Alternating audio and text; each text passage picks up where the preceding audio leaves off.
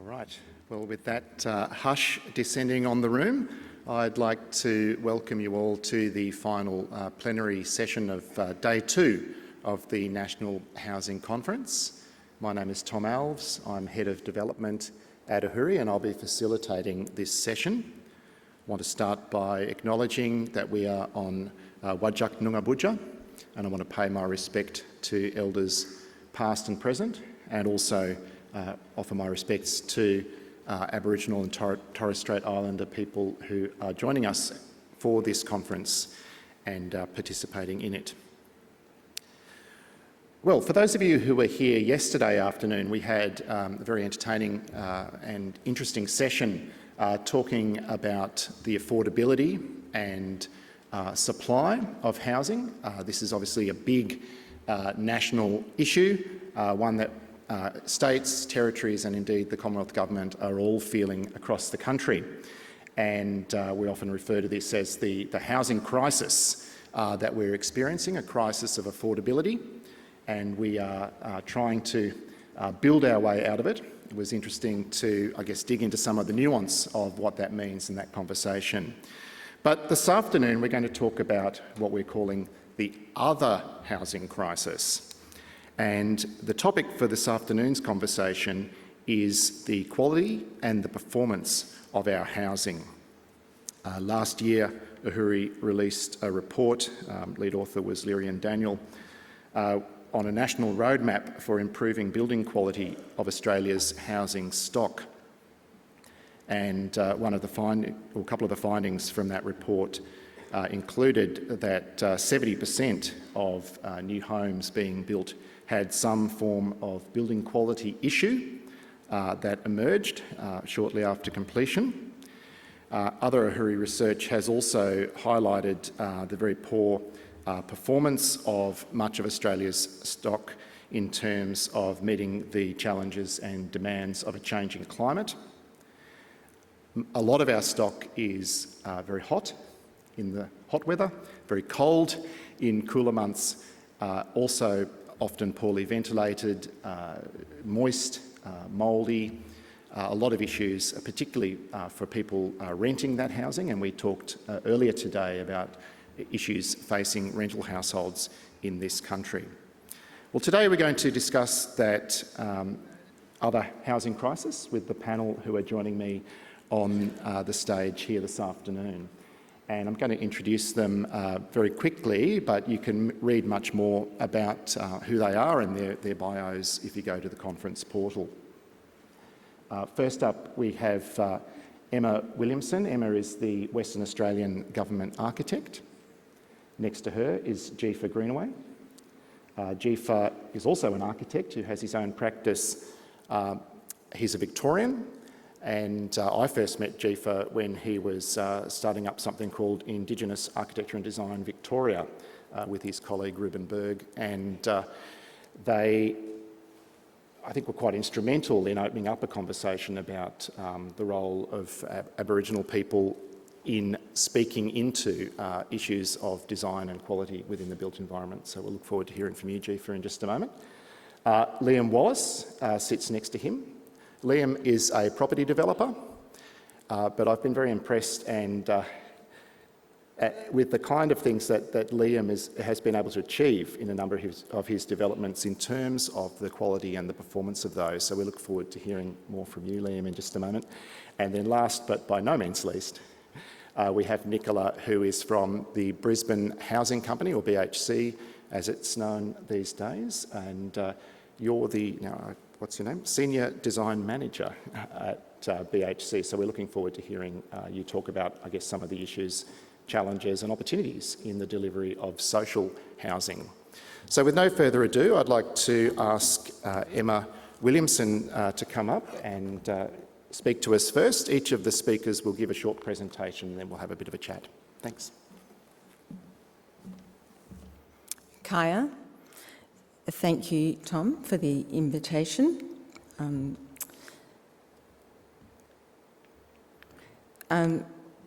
the opportunity to participate in the panel discussion today that's coming up. I thought I'd just start by introducing myself briefly. I'm the 5th government architect in Western Australia since the position was reinvigorated in 2003. And each time there's a new government architect, the baton is passed, and we have an opportunity to build upon the work that's been done by those that have come before us and draw attention to the importance of design quality. I think of design quality as being a spectrum, and it starts at good design, and that's what we should expect for everyone, and then it dials all the way up to design excellence. And today we're going to be talking, I know, about design quality in general. My office works across a wide array of project types, from large developer-led apartments to social housing and cultural institutions that are delivered by government. We provide support and advice on projects, and we work from the premise that everybody involved is interested in the pursuit of good design. Every project is a combination of competing forces, of opportunities and constraints. And I think this is a condition that is fertile ground for architects and designers more broadly. So before I talk about good design, I quite often start by getting a few things out of the way, which I'm going to do now. So good design isn't a conversation about award-winning design, nor is it a matter of opinion. Good design is really about making the complex simple, and good design is also measurable. Not so long ago, I could not have imagined that I would be quoting from a planning policy, but there you go, my life has changed. State Planning Policy 7.0, Design of the Built Environment, or SPP7 as we like to call it, is the overarching policy that is applicable to all building types in WA. That informs the R codes, or residential codes, volumes 1 and 2, and that ranges from single residential to apartments. But within this suite of planning policies, there's also the precinct design document, SPP 7.3, and that's about as technical as I'm going to get people, so relax. But what I will say is that there are 10 principles that underpin this policy, and they really have become my 10 commandments, if you like. And the thing that I absolutely love about this policy is it's shifted the conversation away from an assumption that when architects in particular, I am an architect so I can really only talk from my own experience, but when architects talk about good design, they're talking about what something looks like, and it moves it to the importance of other aspects and the importance of the built environment to be useful and impactful, and that those other parts are, and that their impact collectively is what makes design quality. Because it's always much more impactful, I think, to have someone else talk about the value of good design than architects, I wanted to touch briefly on this study from 2023. So it's not something that I was involved in, and many of you may be familiar with it. So again, just in this short introduction, I just wanted to draw attention to a few aspects of it. It was authored by the Centre for Urban Research at RMIT, along with the Australian Urban Design Centre at UWA. So as I said, I'm just going to touch on this, and I'd urge you, if you haven't heard about it, to have a look at it. Importantly, what it did is it looked at the policies that impacted apartment design in 3 states, which was essentially concentrated in the 3 capital cities. And it looked to measure the degree to which the policies had been implemented, compare design quality of apartments in cities, and identify the association between those policy measures and mental health and wellbeing. So it asked, firstly, the question, about whether or not a more comprehensive design policy improved design outcomes, and whether those outcomes were linked to mental health and wellbeing. So there were 172 apartments that were selected. In Western Australia, those apartments had been built prior to the SPP 7.2 apartment policy, but they used the measures of the 7.2 to measure whether the apartment would have complied or not. There were 1,326 residents. And by going through this process, the research was able to identify 51 requirements that were positively associated with good mental health and wellbeing, essentially linking design quality with health outcomes. Of the 51 recommendations that were identified to have this link, the planning policies in each of the states was compared. In Western Australia, 43 of the 51 recommendations were included in the SPP 7.3 policy. So for me, this is evidence of the direct link between the importance of design quality and the role that government can play in helping to implement and ensure that design quality is something that is for the benefit of everybody in our community in all building types. Thanks very much.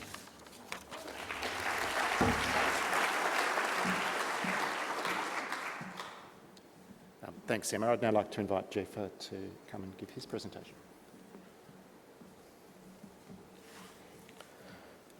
Thank you. Yamamalia, hello friends. And so great to see so many committed professionals here today speaking about some of the layers of complexity that exists within housing.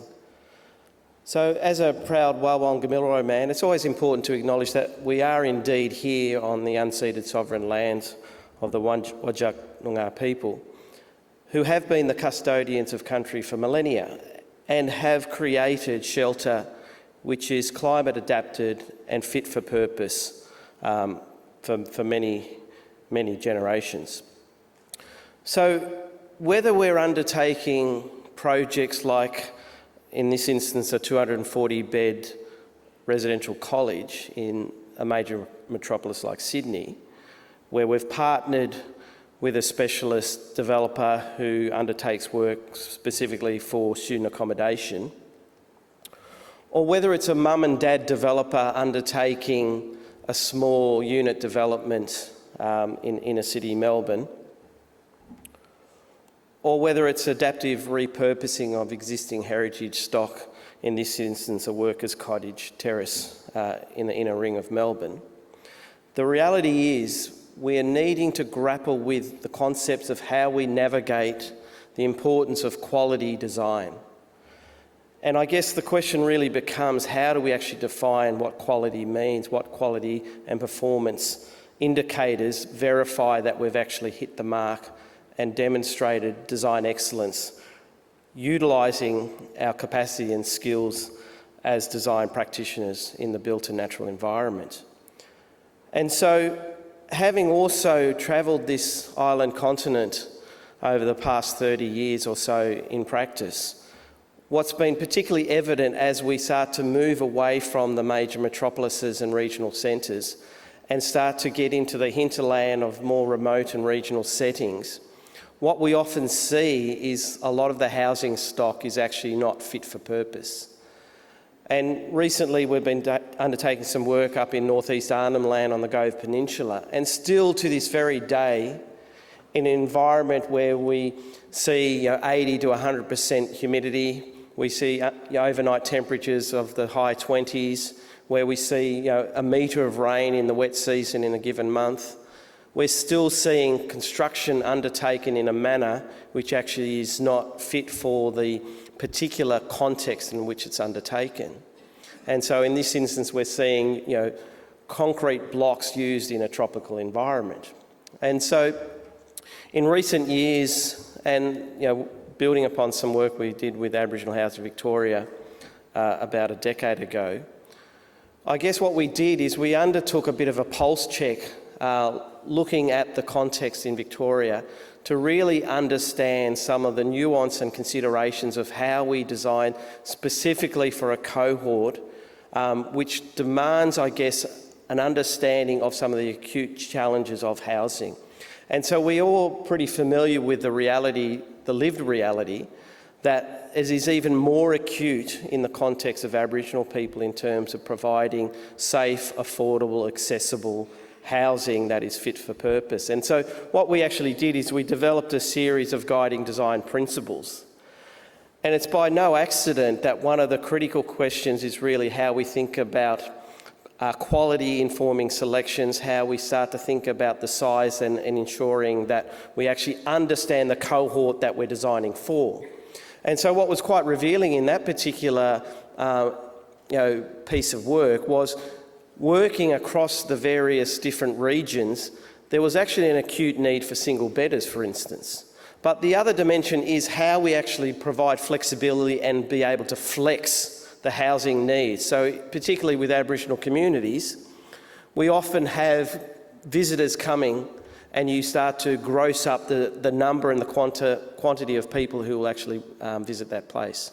And so then thinking about the actual size becomes really important. And certainly the idea of energy efficiency and comfort really speaks to this notion of caring for country. And Arnie Di Kerr, Senior Wurundjeri Elder, often puts it in her Welcome to Country. If you care for country, it'll in turn care for you. So it's really understanding the finite resources that we have, understanding that we need to shift from, I guess, a transactional to a relational model of engagement, but importantly starting to think about shifting from simply a house to a home, and therefore, and we've spoken about it in this forum as well, is this notion of being culturally responsive through design practice and specifically addressing the needs of the particular cohort and the community and the place in which you're undertaking the work. And through the exercise of working on this particular initiative, we started to develop a case study prototype housing system to really explore how we actually navigate some of the ways in which we can modulate and increase, the density of the housing through time. So starting off with a singular sort of unit, which might be a two-bedder, and then being able to actually flex it up to create the opportunity of where it might, for instance, go to a five-bedder.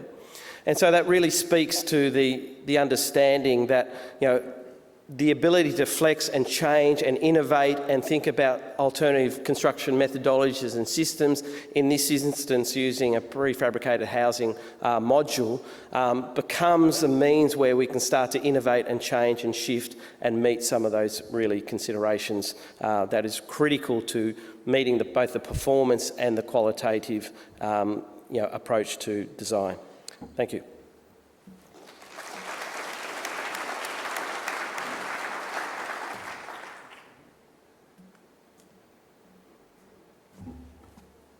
Hi everyone. I absolutely always love listening to Jefa. So much knowledge to share and such a unique perspective. Today I'm going to talk to you about Hip v Hype and what we're up to. I love being introduced as a property developer. I've tried my entire career to get away from that as much as possible.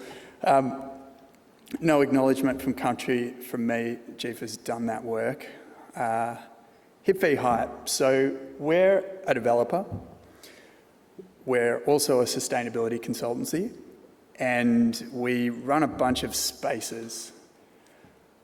With the projects that we develop, we're trying to create exemplars. So what we've found through time is if you're trying to create positive change, one of the best ways to do that is to put your own money at risk and seek to create an evidence base of what better looks like. And so for us as a developer, we're out trying to deliver the sorts of outcomes that we think should be spread throughout all of our cities. And we're also out to create that evidence base that performance beyond code, minimum compliance is not only possible, but that it's commercially viable and that people actually want it, believe it or not. So in delivering our projects, what we also do is have our sustainability consultancy working on our projects in detail. They feed into the design right the way through the procurement and also undertake detailed post-occupancy research. And that's this feedback loop that exists. And by virtue of having that team, we are able to share those learnings out through industry as widely as possible. So our sustainability consultancy has three parts. Our Better Cities and Regions team work at the interface between policy and sustainability. Our Better Buildings team are a team of engineers that work on our own projects and out to market more broadly, and then the Better Buildings team. So I'm going to take you through a selection of the projects that HIP Hype's delivered over the years. This is our first project in Brunswick, a little 2-townhouse project. I should say also, we live in our projects, so it's that learned experience of not only developing, designing, procuring, but also living in our projects. It is a huge part of our process. We seek to document the learnings that we gain from living in our projects, and we feed that into the design briefs for future projects, and that's a theme that runs through our work. So this front fence is a great example. When you're perpendicular to the front fence, you can see through. When you're not, you can't. And the number of times that my partner Katya and I would be sitting in the front yard with friends and somebody would walk past and all of a sudden get a little shock because they could see you was a common feature of that experience. But, you know, it sort of highlights that so many of our houses in our cities shut themselves off to their context. And the number of people we met through that experience, you know, Nectar Efkapides from Molonglo Group was living around the corner from me. I met Nectar through that experience and have shared a relationship from that point forward. This is Park and Raphael. We did 19 townhouses with Jackson Clements Burrows Architects, and I was just reflecting on this the other day, but I received an email out of the blue from a resident that lived around the corner from this project, and it just shot us a quick note, and they were reflecting upon almost 10 years now after the project had been delivered, how well the project was performing. It was really nice to receive an email like that and speaks to some of these, you know, less, like, yes, it's important to be able to measure good design, but, you know, the joy and the pleasure that good design brings just can't be understated, I don't think. Nightingale, for me, an opportunity to work with Jeremy McLeod from Nightingale to put, I guess, the dark art of development to good use. So I helped Jeremy create the financial and investment structure that sat behind the establishment of the Nightingale model. That was really all about how can, I guess, a knowledge of the nuts and bolts of feasibility be an enabler of great design and better sustainability outcomes. So we helped to deliver Nightingale 1. We delivered Nightingale 2 with 6 Degrees here in Fairfield in Melbourne, and really unlocked the potential of narrow, long sites. Another feature of the sites that we've worked on, these edge condition sites that your typical developer types, you know, it's too hard, a little bit too complex, they turn away from, and yet these edge conditions are the conditions that open up such great potential for exceptional design and sustainability outcomes and incredible amenity for the end user, which again is an absolute feature of great design. Focusing on who uses buildings and space and what it is that they get from that experience. This is Davison Collaborative. We did 3 townhouses in Brunswick. That front fence was our home on Sundays during lockdown, during COVID. A bit of a bow grouping model, so us exploring, again, the financial model to enable and unlock better design outcomes. And we shot the project recently, so this is 5 years after completion, and talks to a concept that's dear to our hearts as developers. We've got this concept called architecture of future heritage value. So how can we as developers and designers be making decisions with the projects that we procure to seek to create the buildings that community will love and want to protect in the future? And that starts to inform every decision that you make, from the materials you specify to the care that you take to make sure that those materials are detailed correctly so that the building lasts and performs. And again, talks to this notion of joy. you know, the joy of design that is brought to community and context, which often gets overlooked when we narrow down into policy and technical considerations. The power of design to capture our imagination, make us feel better. This is Ruskin Elwood. This is a really interesting project. Four townhouses, ultimately. Fieldwork architects designed this one. A good friend, Alessio from Perth, was a project architect, and 2 east-west facing terraces with a blank facade to Elwood Canal down in Melbourne. Took an opportunity to combine 2 blocks, reorientate to north-south, open up an interface to the canal. All of the benefits of passive surveillance and integration to public realm were brought to bear in this project, setting back to protect 2 heritage-listed trees. Incredible amenity from inside these terraces. And then we went back and shot the project 5 years later. Again, a building that settles into place and should continue to age gracefully, and something that we already know the community really values. And most recently, 22 apartments for us in York. We lived in this project. That's Cutty and my partner, our 2 boys. It's one thing about, you know, being the star of your own show. You get to see the evolution of family structures. Our dog Matilda, and the residents that we shared for us in York with for the past 3 years. We've only just moved out.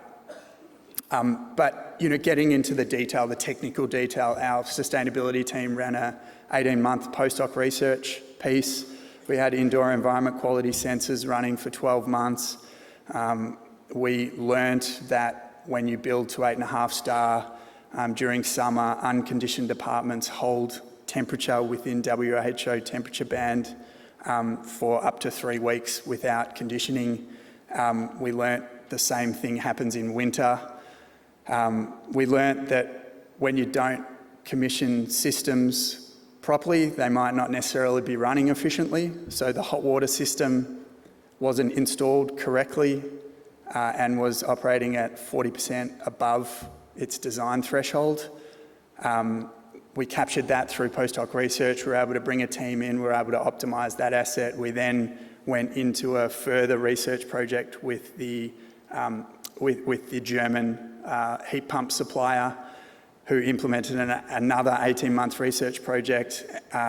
We tuned an additional 10% efficiency into the system, and the supplier now has a data set that's been fed back to Germany so that they can optimise the design of their systems for the Melbourne climate. This is the sort of stuff that we're really interested in as a business.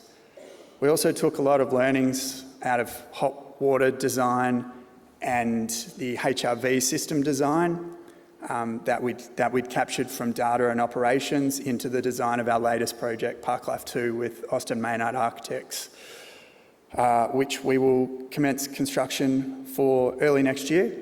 So 60 odd apartments, and really focused on that iterative improvement process. For us, that's what constitutes good design, working with the best teams, making sure that we learn from built form outcomes, we capture those learnings and we feed it into trying to improve upon previous outcomes for future projects. And that's what we think.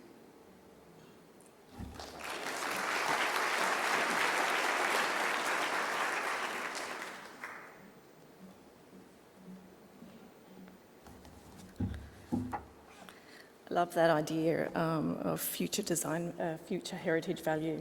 I really love it. And ageing gracefully, wouldn't we all love that? Oh. Yes, so I'm Nicola Middleton. I'm the Senior Design Manager at Brisbane Housing Company. I think possibly most of you know of us. We are a Tier 1 CHP based in Brisbane, but now we no longer call ourselves Brisbane Housing Company. It's now BHC because we build beyond Brisbane. We own, develop, manage and maintain our buildings for 20 to 40 years, which gives us a great opportunity to focus on various elements that perhaps market developers don't. We currently have 50 developments and over 1,800 homes that we look after. So I thought when I was coming here that we've achieved a lot in the last 12 months. We've delivered four buildings and 290 dwellings, and it's been a lot of work. And I've come here and I now realise that, other than I knew it was a drop in the ocean of the 1.2 million homes that we need, but compared to a lot of the other CHPs and particularly faith organisations, it's really not very much. So I was feeling proud and now I'm not so feeling proud. But so, I'm on the delivery side, which is a bit different from everybody else on the panel here today, on the social and affordable housing. And I just wanted to talk about, we're here to talk about design, and I don't want to talk about negative design, I want to talk about what we're doing well. And from being here for the last day and a half, it's pretty obvious that a lot of us are focusing on these things and a lot of us are doing them well, I hope. So for us, we do focus all of our designs, they're human-centric designs. What that means, if people haven't heard that term, is that the residents form the basis really for every decision that we make in our developments.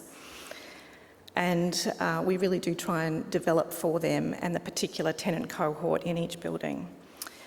We focus on healthy, safe and secure homes, and I've put home in bold because we really want to create that sense of home for people. And actually I went to a coffee morning at one of our buildings that was completed in December last year, to meet some of the tenants and also to get that one-on-one opportunity for some post-occupancy evaluation. And one of the women really struck me. She said, as soon as I open that door, and it's not her apartment door, it's the building entry, she said, as soon as I open that door, I'm at home. And I thought, what more could we ask for from a building? I think, that's what we're all trying to do, is create that sense of home and belonging.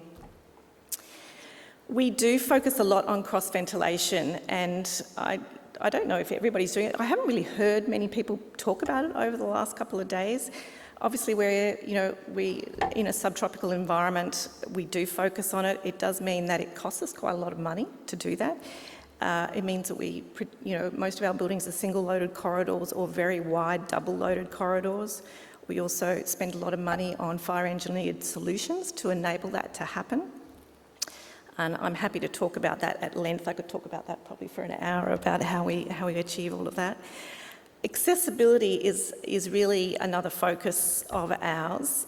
We've talked a little bit in the last couple of days about silver and part of the building industry resisting the new housing standard. We aim for gold on our current projects, and if we can't achieve gold for some reason, then we reduce that to LHA silver level. We also try and at least incorporate one LHA platinum unit in each development. Some of them, which are two of the projects that we're delivering at the moment are high-rise towers, and so actually we end up in one platinum per floor. We probably won't use it in that way, but certainly spatially we have that allowance. And I must say that the reason that we do need to focus on accessibility, certainly for us, 72% of our tenants identify with having one or more disabilities. And on top of that, we have an ageing tenant cohort as well. So 45% of our tenants are over 65 years of age, and 88% of our tenants are over 45 years of age.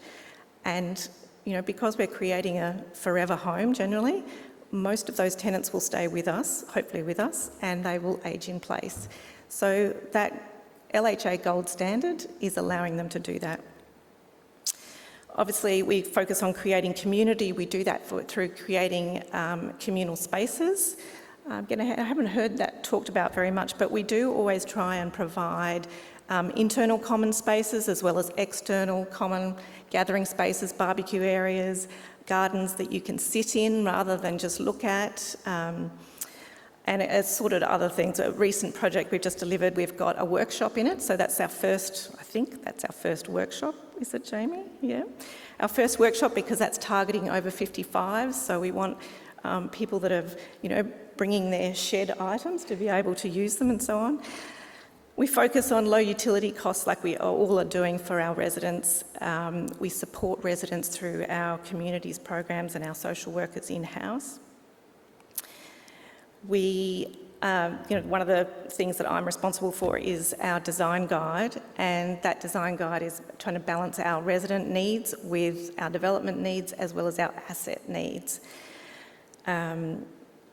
We do have really great communication, and I don't mean just with our tenants where we put newsletters out and we give them tips about saving electricity and things like that, but our internal communication is something that we've now been doing for 3 years. Is we have a weekly, what we call DevOps meeting, but it's a communication between our operations team, our tenancy managers, our asset managers and our development team, where we share information. So that's where we present designs as they're progressing and we're getting feedback from the ops team. But any lessons that we're learning, say an asset team is they're wanting to introduce something or they've had a problem at a site, we can directly input that information into our design guide and we can directly take that information and apply it to our current projects. And I think it comes to learning lessons. That learning lessons element is really important, and we don't just, while we might release our design guide annually, it is actually continually updated. We also have learning lessons sessions with our builders after we've finished completion, and also with our consultant teams as well. So we're always trying to just learn and share that knowledge. Obviously, we were trying to reduce maintenance costs. Value for money, I think, goes without saying. Creating partnerships with not only with government but other support workers and also builders as well. And one thing that I can't say that we're doing it well yet, actually, because we've only just started it, but our first philanthropic project. So we were donated some land from Brisbane City Council. So far, every consultant, lawyer and planner and even the builders are currently working pro bono for us, and we've got to DA. So that's pretty exciting. If there's any people that are wanting to invest some money in the room, we need about $2 million to develop those 3 townhouses. Come and talk to me later. But what we need consistent funding. Not just funding that comes after the whole building, the whole design is created, but funding up front where we can consistently keep our consultants and our builders engaged throughout the design process to deliver buildings. We also need that consistent funding so that we can have a consistent pipeline of work. We are currently trying to build our pipeline to deliver 500 dwellings per year. One thing that we have discussed a little bit over the last day is the building codes, and personally I'm mortified that they are not being updated, because we rely on those. We rely on them to set a minimum standard, which we may exceed, but the minimum standards mean that all the other builders are coming up to that, and we need those if we want to reach those climate targets, those carbon targets at 2050. If we don't keep lifting the standard, we are not going to get there. We've just in the last session that I was in, there was a lot about data collection on existing properties. We do need funding to study those dwellings. We have no idea what the NatHERS rating is on our dwellings built before 2011.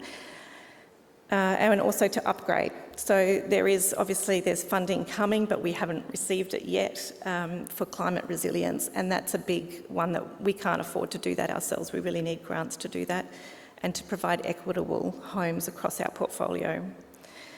We really need to consider modular construction. We have been considering it over the last 3 years. It hasn't stacked up for us yet. So I'm looking forward to the session tomorrow on MMMC. And we need time. Good design takes time. And I'm sure all the architects in the room are pretty aware of that. So I think that's we can't do things quickly just for the sake of it. Thanks, Nicola.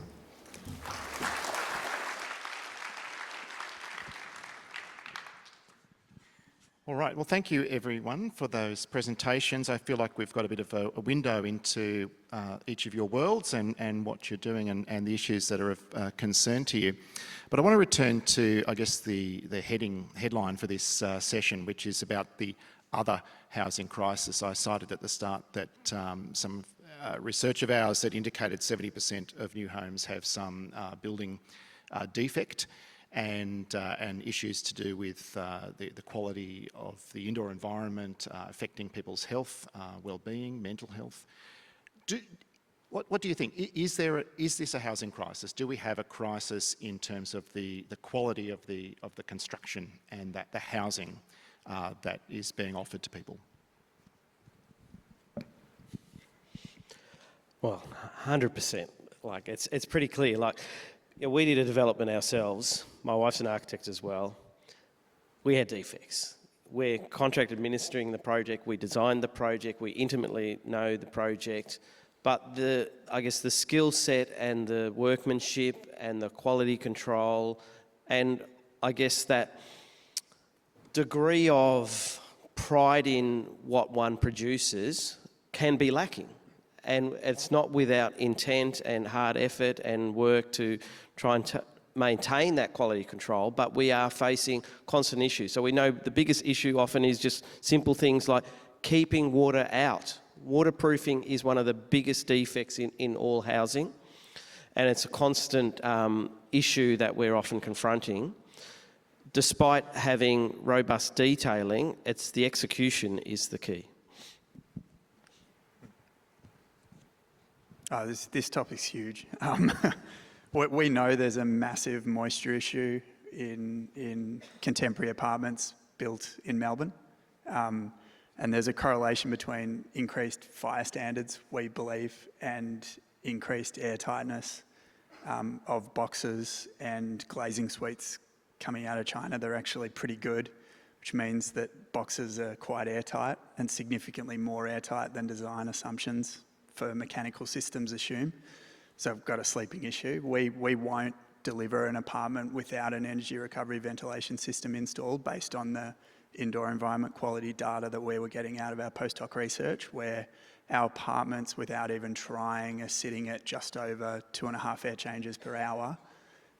That's below the threshold for requiring mechanical ventilation. So yeah, we've got a huge problem. The cultural issue around the quality of construction is a real challenge. But you know, I'm forever an optimist. Jefa and I were just talking before we came up on stage about a project that I'd seen over in Wellington a year or so ago. Living PAR, built to Living Building Challenge standard, was a multicultural centre. And the Māori workers on site, I saw big bulky guys putting soft plastics in the soft plastic bin to meet the requirements of the Living Building Challenge waste separation. And the care and ownership that was shown towards that project demonstrates that it's possible, but how do we reframe the culture of better? Nicola, do we have a crisis? Yeah, I must say I interpreted the idea of quality in a different way. And to me, I think that residents find quality in perhaps different elements from what we might otherwise consider. So I think for residents, they're less tangible elements. Yeah. They might be about comfort and about being able to age in place and having a community around them. And I think those things are quality for them. For us, it might be having materials that are long life so that they're low maintenance, that our buildings don't leak and things like that. So I just think there's tangible and intangible things that make up quality. Emma? If I was to add to the conversation, I think it may be around, and maybe an observation that none of what we have talked about, the areas in which we're all working, are probably not where the 70% of the building defects are possibly lying. I'm not sure, but I wonder, the the provision of social housing, you showed quite a few apartments that you've delivered, and you're working in apartment building and inner city areas, and perhaps there's an issue potentially, this is new news, this statistic to me, around some of the quality that perhaps is being delivered in new homes, in new suburbs, potentially. That's where it's certainly in Western Australia, a lot of the buildings that are the housing that's being delivered are in newer suburbs. And it pulls back, actually. I wrote down two things when Liam was speaking. One was about future heritage, because it's a term that I also use and I really love seeing those images. And the other one was ageing gracefully. So you and I, those two messages resonated for us both. And I think that if we consider the capacity for the projects that the three of you showed predominantly to exist in existing suburbs and often with existing fabric. So there's a quality that is inherent in older buildings that allows those buildings to adapt and change. Their relationship to the landscape might change. Our expectations around light quality and so forth might change, but they are built well enough to change over time. And so I think the issue of quality for me has to do with a concern, like it's a red flag if we have this statistic, but then what is the quality and capacity of the building stock to be adapted over time? Because we can see that is a part of what we need to do in order for people to stay in the communities that they live in. Thanks. Jefa, just picking up what you said before, do you think that's unique to this country, or is that something that you'd likely see wherever you went? I don't think it's necessarily only an experience here in Australia, but I think there are certainly, and I think Liam picked it up well, was the culture. The culture of how we deliver housing is critical. And I think particularly, say, around the Japanese culture, where there is, I guess, a pride in the workmanship, in the craft, in the technique, in the ability to detail and resolve how we actually construct. There's some lessons that can be learnt, certainly, and that's not to say that there aren't some amazing contractors and builders out there who really have that attention to detail. But I guess one of the particular risks that we're seeing now is with the desire to speed up the delivery of housing, that could potentially be an anathema to maintaining that idea of quality. Because obviously the quicker we build, we can cut corners and we can therefore deliver substandard building. We've seen examples certainly where major defects have occurred through a desire to actually, I guess, cheapen the modes of construction and the delivery. So that's, again, is another risk. But I think, for me, something that I've sort of reflected on over the decades is how do we actually start to deliver an intent where we think about the longevity of a time spectrum of 50 to 100 years rather than sort of the churn mentality of the housing stock that we deliver, and start to think more about permanence and something that holds up over time and can obviously be adapted through time, but we start to think in terms of rather something that we're sort of flipping and just churning through, that we start to think in a bigger time frame. Yeah. So Liam, you are delivering buildings where you are thinking it like that. And you're delivering performance in terms of indoor environment or the quality of the windows that you're using that's well in excess of what the building code and other requirements are asking for. Can I ask, why are you doing that? What's motivating you? And then what's stopping other developers doing the same thing? Why don't we see everybody doing that? Well, look, it's niche, but there is a bit of a movement I can speak to back in Melbourne, where there is like a group of developers who are actually design driven and are taking design and sustainability seriously. For us, why? Because Future heritage. I just fundamentally believe in quality.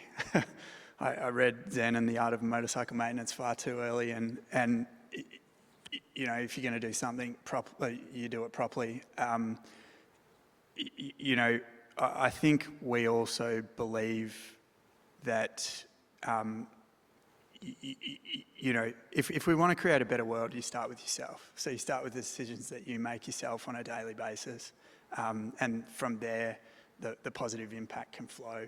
And so for us as a business, we're focused on doing the best that we can possibly do for each dollar that we spend, setting an example, and then actively and strategically seeking to share those learnings as far and wide as we possibly can. It's interesting, like an example of culture for us is we take our marketing renders and we pin them up on the wall in the smoko shed, so that each time all of the trades are the ones actually there building the building. When they come back to the smoko shed, they get to see the beautiful end outcome that we're seeking to achieve. And we also, we don't use external project managers, nothing against external project managers, but we project manage our projects internally. And a good example of an outcome that delivers is, you know, halfway through the construction for Faraz New York, our project manager, who's a registered builder, was on site and recognised that the plasterers had put the wall wrap on the wrong way. So it's going to draw moisture into the building. So they'd done 3 levels of wrap, and we identified that. We worked with the builder to rectify it. It was a collaborative process. We weren't there to slap them on the wrist. We're all working towards the end goal. That cultural piece is so important. Is it just culture though? What's stopping other developers, you know, all developers, doing that? That's the role of regulation, isn't it? But again, not just process-focused regulation, which we see far too much of, because then, you know, if we obsess over process, we're redirecting funds not towards the end outcome, but to the process. So performance-based policy is something that we advocate for a lot. So here is the objective, here is the performance that we're seeking to achieve. How you get there, like we need more flexibility to unlock the potential of our design teams, not just architects, but the design teams, to demonstrate how they can achieve the performance objective that we've all agreed is important. And that unlocks the potential of creativity and also the design tools that we have available to us now. Hydrothermal analysis is another great example of a recent design intervention that occurred on one of our projects. We actually removed a layer of ventilation to get the dew point outside the building shell, which was totally counterintuitive to first principles based design approach. The architect had followed the right approach, but given the particular facade that we're adopting, an extra layer of insulation was bringing that dew point inside the vaporproof barrier, would have resulted in a poor outcome over time. The design tools available to us now enable us to model that and enable us to build a better outcome. Nicola, in the design and delivery of social housing, which you're doing obviously, you're the long-term owner of that asset, and you're designing for resident need. Do you think that gives you the opportunity to do things differently? And if so, how does that manifest? Yeah, I think most definitely.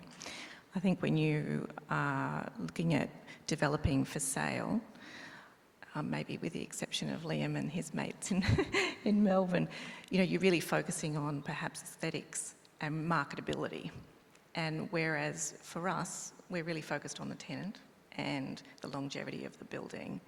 I think the critical difference, I think, is when you focus on the resident and remembering that, you know, our residents may have suffered trauma, there may be other reasons, that they may be living in their unit for 24 hours a day. And I think that's, like, these are the things that I learned when I, you know, started working in this sector. That's very different from designing any other buildings.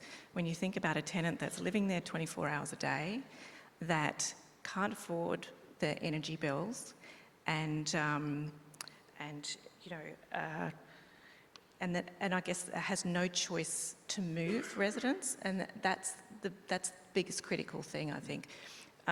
those of us that work and have money, we can move if we want to downsize or upsize or don't like the area. Our residents can't. And I think to me, that's just the critical thing of what good design is in what we're doing, is we've got to focus on them and create a great environment for them to live in. Jefa, if I can ask you, and switching gears slightly, quite a big question, really. You've spoken previously about the importance of, I guess, understanding country. You talked about it in your talk just now. With the move to treaty in Victoria, how do you see that having an actual, tangible impact on outcomes in the built environment and sort of practices of city making and producing housing? Yeah, it's a terrific question. The reality is every project is built on somebody's country. So the starting premise really is to understand, whose country are we engaging with? And I guess interestingly, one of the treaty commissioners is actually trained as an architect, Ruben Berg, who actually worked in my practice. But what it really centres is that as we move towards treaty in the context of Victoria, with that on the horizon, how does the profession need to adapt and change to meet that new reality of engaging within sovereign relations with First Nations people? And I guess where the rubber hits the road really is just looking at some of the tangible considerations of how we design potentially differently. So it really comes down to, I think, around providing a sense of reciprocity or mutual benefit. Because if we're actually extracting through the process of delivering housing and designing on somebody's unceded lands, is how do we actually provide opportunity? How do we actually start to build capacity? How do we provide more housing specifically for Aboriginal people within that particular community or context? How do we actually start to, I guess, demonstrate a level of respect for country? So when I think about country, I often say that I don't design on country, I design for, of, and with country. So there's a symbiotic relationship to that place and to the rhythms of that country, which can start to elicit a response where we can start to, if nothing else, be inspired by that particular cultural context or setting. And so consequently, we're actually seeing within the profession of architecture, for instance, now through the accreditation process, that all courses of architecture need to meet cultural thresholds as part of the core competencies. And similarly, as you become registered as an architect, you must demonstrate a capacity to understand some of the cultural nuances of engaging with First Nations people. So you can see the landscape has actually shifted. And ultimately, it provides new opportunities, and it also means that we can design in such a way which speaks to the Australian condition. So we're not duplicating or importing different contexts within some of the uniqueness of our sense of place or country. I'd like to open up to some questions from the room. We've got some people with microphones at the back. Please put up your hand and they'll come down. And I'm going to try and see if I can see around the lectern as well on that side. Do we have any questions for our panel?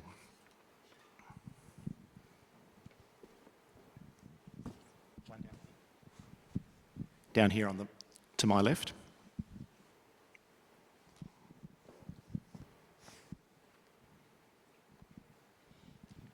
Please introduce yourself as well. Tim Gavin, Southern Cross Community Housing. I heard this subject mentioned twice. Once was good design is measurable, and the other one is measuring good design. And it's a naive question. How does one measure good design? And if one can measure good design, can therefore we also, in measuring good design, identify what's bad design and therefore improve our housing? Thanks. I'm absolutely, Tim, going to take it that that question is directed at me. Okay, I was the first one, so somebody else mentioned it too. When I reference the capacity for us to measure good design, I go immediately back to those 10 principles of the state planning policy, so that within that there are very clearly identifies what is called a deemed to comply. You know, so if you hit this mark, this is considered to be a good design outcome, and if you don't, there's the capacity to use the performance-based metrics. So instead of a ticking of a box of whether this is good or not, it's the demonstration of a qualitative assessment, if you like. So one of the ways that that is measured on projects that are larger is through a process of design review that exists in all states, I think, but perhaps not the Northern Territory. And it has to do, so it is an independent and expert panel which is convened, and it can exist at state level or local level. And those members of the design review panel will offer advice as to whether or not a project is moving toward the threshold of good design. I can only speak to the West Australian context where we have this planning policy that has the 10 principles. I do think that it is possible to have the inverse conversation, which is around what is bad design and what is the cost of bad design. The premise of the design review process is a positive and collaborative process of, rather than slapping someone over the wrist because they have something that is bad. It's about saying, how do we collectively work toward this joint endeavour of reaching this threshold of good design, which really should be the minimum we should expect.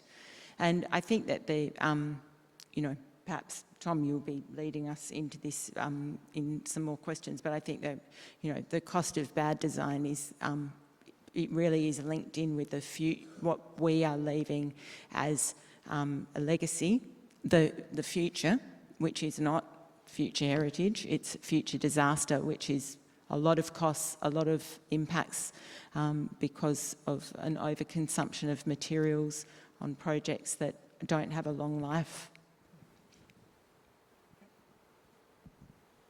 Yeah, for us, one way we measure good design is through the post-occupancy indoor environment quality sensors that we deploy. Temperature, humidity, lux, volatile organic compounds, dust, combined give you quite a scientific picture of, and very measurable as to whether any given space is performing well for its occupant. One thing I love, we were down in Fremantle yesterday doing a drive around a couple of projects, and it's always, we just don't spend enough time testing built outcomes.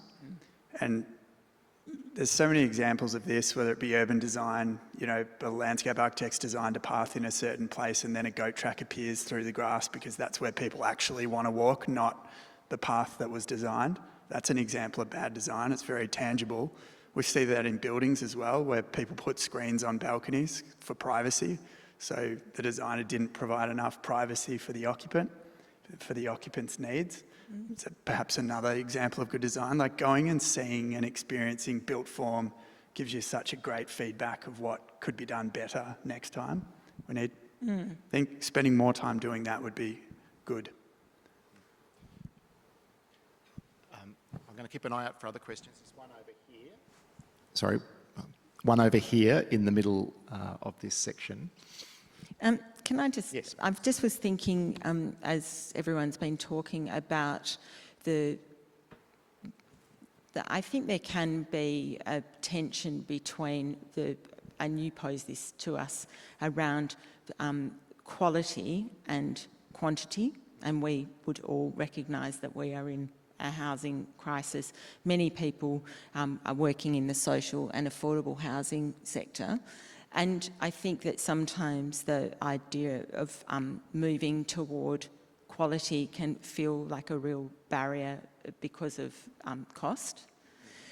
And Jefa and Liam both talked about their experience of living in projects, and they look, well, actually you didn't show yours, but Liam, certainly yours are in, a choice to live in an apartment versus a house, let's say. And I think that there is a tendency if we're talking about the private market, it's such a big investment for people, and the value is often seen as in size. And so being able to appreciate, I think, as you have said, what happens when something is well designed, perhaps it becomes smaller. It's the craft, if you like, or the construction is better. It's of a higher, so you're trading size for maybe higher utilisation.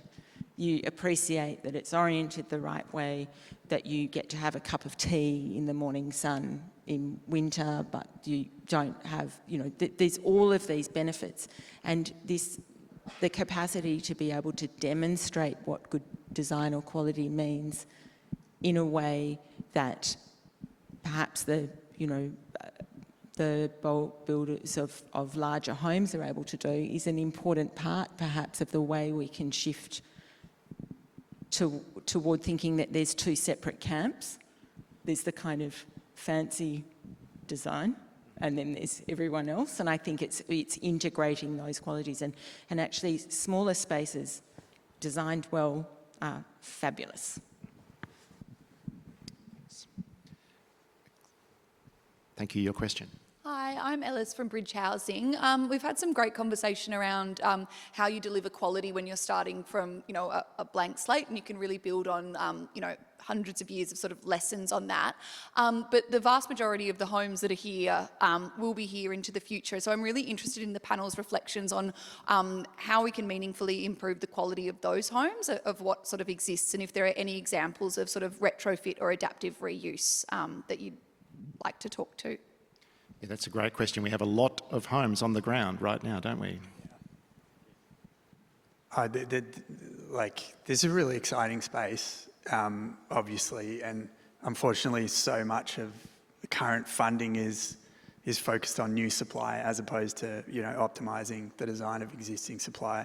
And I think for us, if I put my sustainability hat on, one of the things we're really excited at as a business is the potential of sectors like the community housing sector, who have such, substantive stocks of existing assets, what the potential is to gather a data set on existing performance to help to make considered design decisions as to how best to optimise an approach towards upgrading existing assets.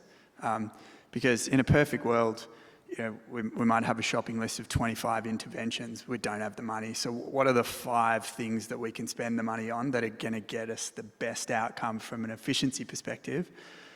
But we can also get really scientific and very focused on, tangible, measurable outcomes. And I just always come back to that point. We learnt this through Nightingale, the joy of good design creates space. So when people really love something, it creates a bit of space. People are quite flexible, so you don't need to get things 100% right for someone to really love something. And Nightingale in Fremantle yesterday was a great example of that. There were things there that I just wanted to get in and fix, but there were people that really loved living there. And so, there's certain things that you can get away with. I think that's really, really important. Can I just say, was your question a bit about retrofitting existing buildings to become housing? It could be to become housing, so maybe adaptive reuse or maybe just improving existing homes. Yeah, we'd love to improve our existing homes. Fortunately, we've only been building them for 22 years, so they're not too old. But I'd love to do the first project of adaptive reuse for BHC, absolutely, and save some carbon. I'll keep an eye out for hands. There's one up there.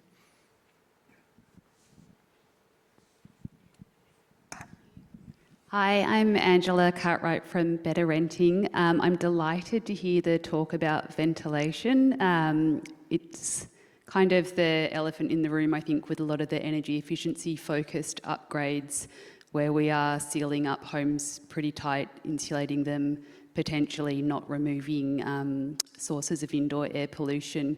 And there's academic literature that shows that increasing air tightness and insulation without kind of additional changes can increase indoor temperature and contribute to mould and other sources of poor air quality. And I guess coming back to renters, in private rental, when we look at the Better Deal for Renters and what it talks about with minimum standards, again, it's hot and cold running water and a working stove. So we're pretty cooked if that's the better deal that we don't have yet. And I guess the question part of it is, do you have any thoughts on how we can address the challenge of incentivising the upgrades we need to existing rental housing stock without shifting more costs onto tenants? There are a number of questions in that question. I'd just like to talk about the ventilation side, because obviously that's dear to my heart and something that we really do focus on in design. Again, as I mentioned before, obviously Brisbane's a subtropical environment, so the requirements for us for ventilation are very different, say, from Melbourne, where you might be closing up the buildings more. Most of the year we're opening ours up. So certainly our designs from the very early sketch designs focus on trying to produce single-loaded corridors or these very large open balconies or open corridors that may be double-loaded. We fire engineer all of our apartment buildings, so we do have windows to the corridors. We have been our architects have been innovative in trying to set back entrances to not only sort of create a sense of home and arrival, but also to put full height louvers right next to fire doors. So if you want to talk to me about that later, I can explain how that's fire engineered. We put ceiling fans in all of our rooms. What else we do? I want to talk about actually ventilation even into corridors, something that we've done that I think is really quite innovative. I haven't seen it ever done before. Most of our fire stairs are open air fire stairs. In a recent project where we had a double-loaded corridor and we needed extra ventilation along that corridor, we put in a fire-rated hatch into the fire stair. So it sort of had two doors, if you like. You know, it had fire attenuation screen, but on a hold open device. So the fire stair that is, fire rated is providing cross ventilation to the corridor. And it's probably hard to explain without a picture, but it's a really great thing that we've done, yeah. Yeah, it's a really big question, actually, that's been asked really about how the poor performance of our housing stock overall, and particularly some of the rental stock, what can we actually meaningfully do about that?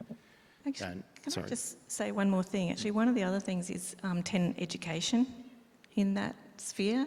While we do try and educate our tenants as to how to ventilate their units, just for sharing a story, a friend of mine, our cleaner actually, has just moved into one of our buildings, and my husband was around last week helping her, and she said, Nikki said this unit was going to be cool and had all this ventilation, and he walked in and she had all the windows closed, all the lights off as well to save electricity.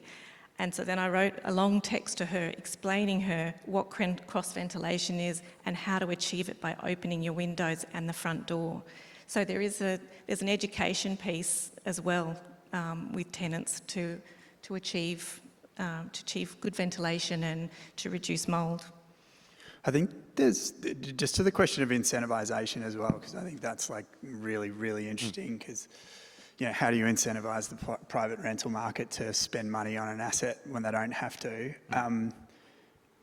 Probably an opportunity we're seeing is in the carbon space, and particularly with lenders. So, lenders are running around at the moment trying to figure out how they can bank Scope 3 emissions, and so efficiency upgrades to existing dwellings is a potential opportunity for financiers to be able to bank emission savings.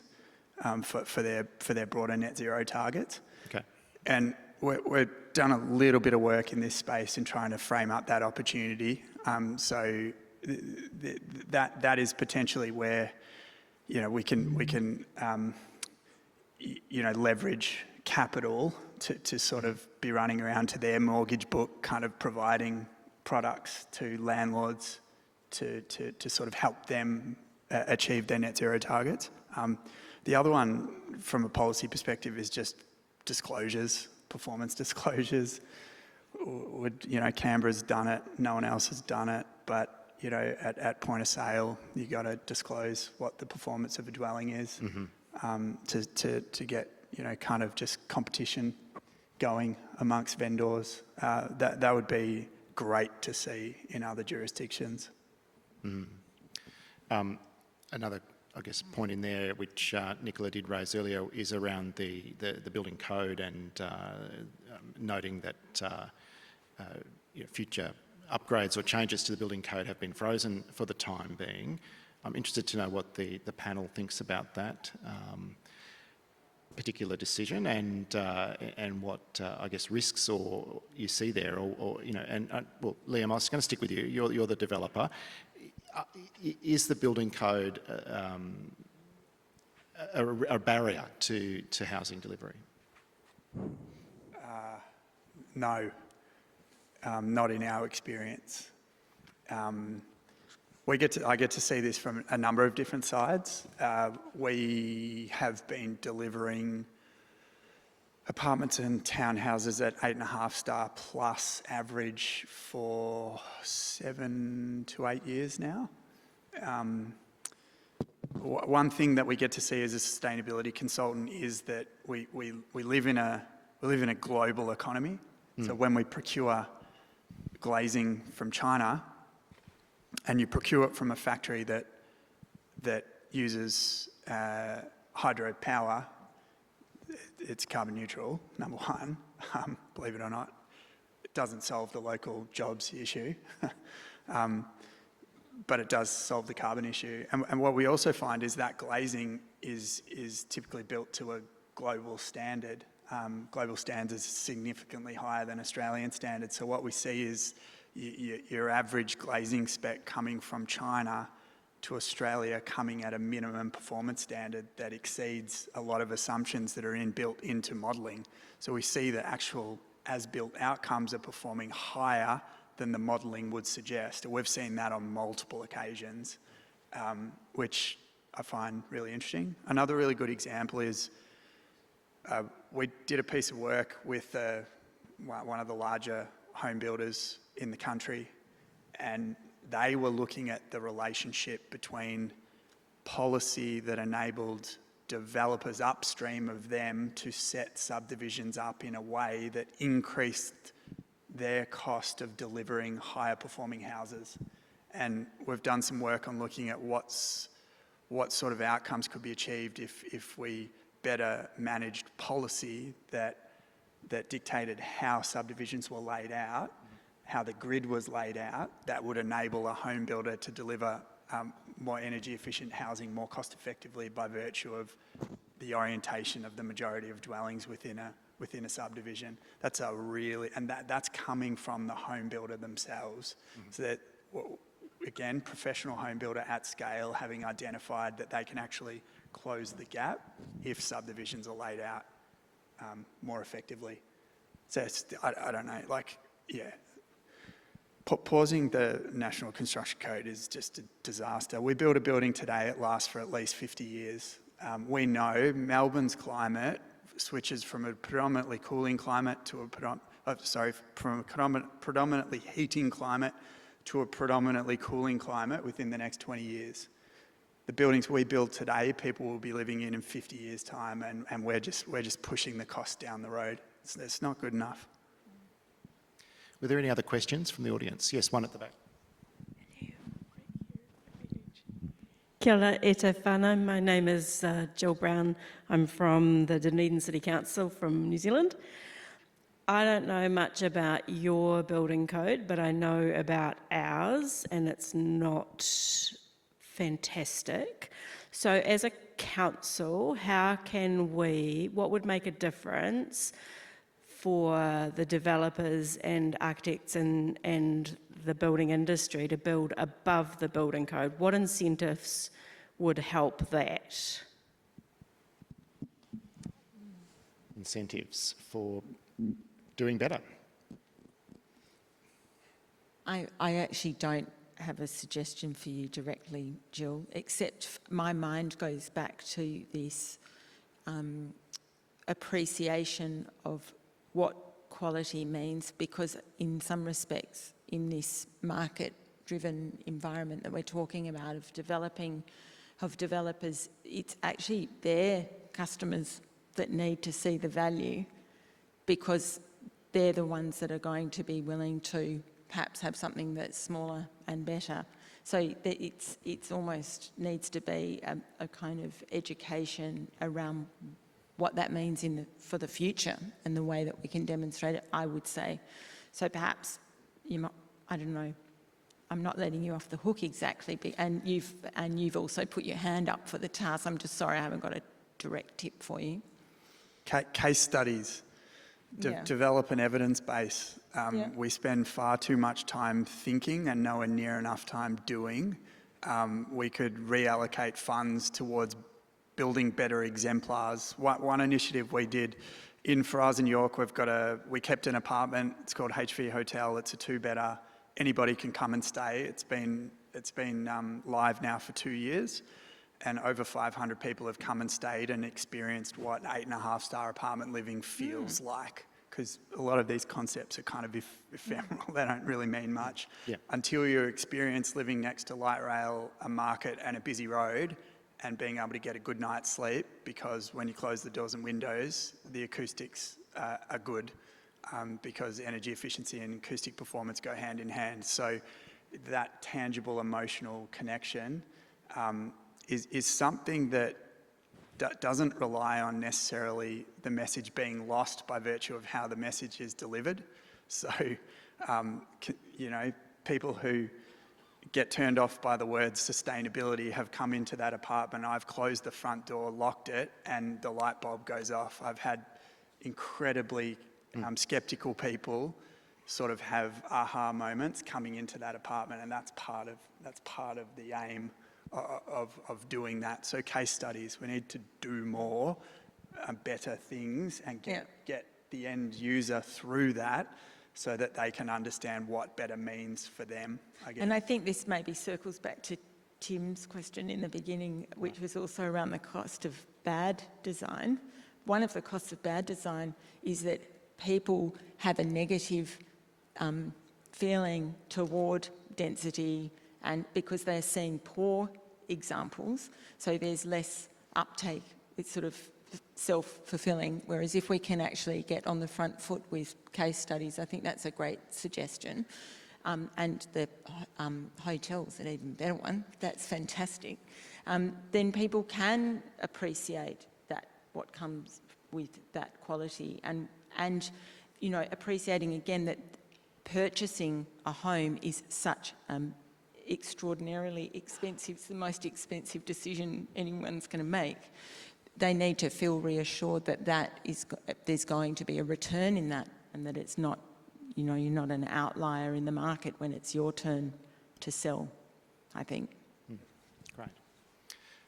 I was just going to say, if you're talking about building beyond the code from a sustainability perspective, one of the things that Brisbane City Council did was they had a buildings that breathe policy, and if you designed buildings in accordance with that, then you were able to get extra floor space, extra floors, and perhaps reduce car parking as well. So maybe that's an idea. There is you've reminded me now, there is a local government in Western Australia that has I think a fast track approvals process if you have a sustainability, elect to have a sustainability assessment of your project. So that would be an incentive. Great. Well, we're reaching the end of our session for the day, so I'd like to wrap it up just by inviting each of our panellists to give one very brief final reflection, I guess, on this this other housing crisis. And I'll start at your end, Nicola, and if you can just give a final remark, that'd be great. I think let's change those building codes and let's keep it changing every 3 years would be a good thing. I'm working towards 2050 to net zero, so it's only going to happen through building codes. But I just want to talk about design. Our residents are at the front of that, so let's create great spaces for them to live in, healthy homes, safe homes. Great. Liam? Thank you. Wrap up. Look, conferences like these and bodies like AHURI are just so essential. I think the sharing of knowledge is such an important part. That is an evidence base. And so an opportunity like this to connect with people who are operating in different jurisdictions, the question that came just before, what can I do in New Zealand, is such a great question. You know, we lean on each other's learnings. I was talking to Simon from our team about this before. One of the really fun and great things about being a consultant that gets to work across jurisdictions is you get to identify where things have been done really well, and you see where things aren't perhaps being done as well, and you get to connect and share the learning across jurisdictions. And so, yeah, events like this, the opportunity to meet, connect, share, build capacity, and then obviously the research that AHURI publishes is just so important. We were talking about it before, sometimes it can feel dense, it's like information overload, but Emma shared an AI tool that you can input a piece of reading and it sets it up as a podcast discussion, so you can throw it on in the car, and it'll distill the piece of research into sort of sound bites, so you can ask the AI to go deeper into certain bits if you want to. So maybe there's some good marketing for AHURI to figure out what that AI is and get everyone to actually digest the really important messages that are inherent to, necessarily dense documents. Thanks for the plug, Liam. Jefa. Well, when it comes to quality and performance, it really matters. And what's not measured cannot change or improve.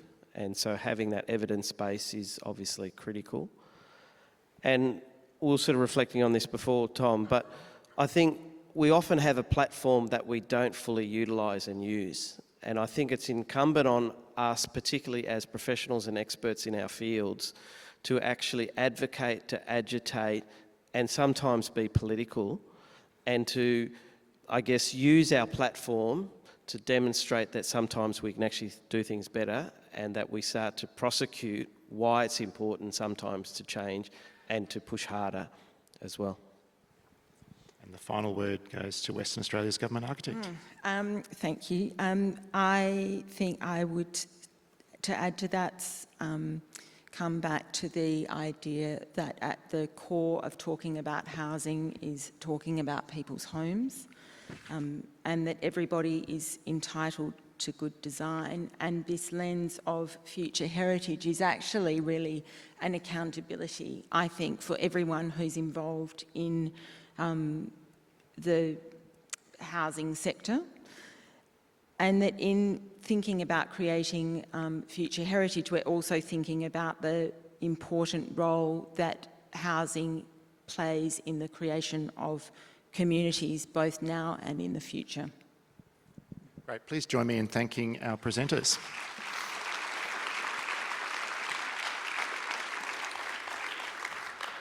And just a quick bit of housekeeping as we close. For those of you who are heading to the IBA conference dinner this evening, it's at Fraser's in Kings Park.